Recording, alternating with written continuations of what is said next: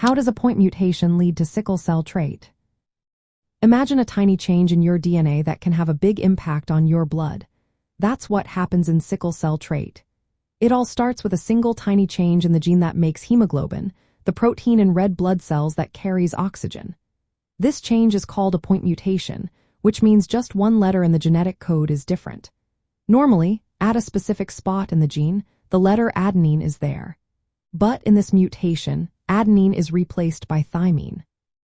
This small switch causes a change in the instructions for making hemoglobin.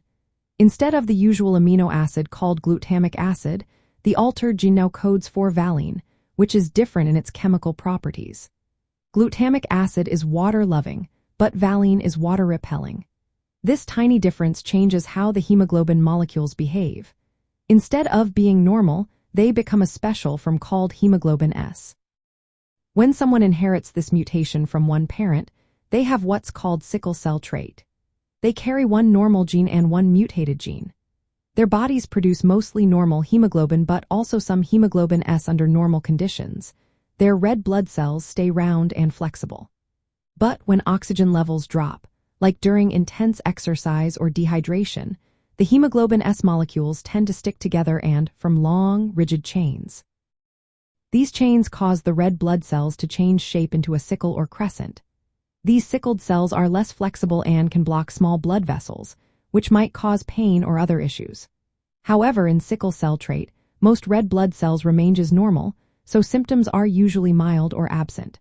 It's only under extreme stress that some sickling might occur. This is different from sickle cell disease, where both copies of the gene carry the mutation, leading to more severe symptoms. So, in simple terms, a tiny change in the genetic code causes a change in the hemoglobin protein. This change makes the blood cells more likely to sickle under certain conditions, but having just one copy of the mutation usually means a person is healthy most of the time.